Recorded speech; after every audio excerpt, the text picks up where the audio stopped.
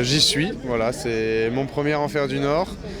J'espère que ça va bien se passer. Bon, je vais tout mettre en œuvre pour que ça se passe bien et je suis vraiment content de découvrir cette course.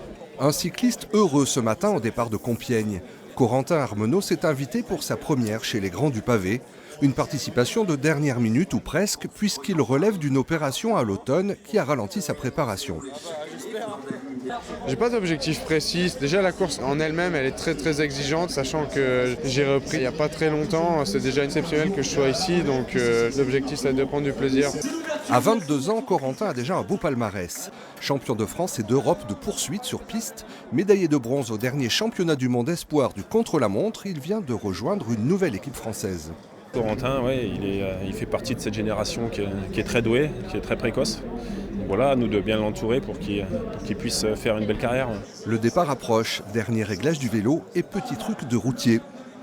C'est quoi ces sparadraps là ? C'est du scotch pour essayer. On a beaucoup de cloques sur les pavés, ça fait vraiment mal, donc c'est pour essayer d'éviter tout ça. Enfin, je vais pas l'éviter parce que je vais les avoir, mais pour limiter la casse, on va dire. Du côté de Ham, nous retrouvons la famille, avec en tête Philippe, le papa, qui fut champion olympique de poursuite aux Jeux d'Atlanta. Bon sang ne saurait mentir. Il était en première ligne, donc plutôt bien placé, mais ça frotte, donc il va falloir qu'il garde sa place. Et je pense qu'il va y avoir un peu de tension là, jusque Troisville, ça va être un peu la course. Ce que je souhaite avant tout, c'est qu'il n'y ait pas de pépins techniques et surtout pas de chute pour lui. Qu'il puisse, son objectif, c'est vraiment de découvrir et apprendre sur Paris-Roubaix.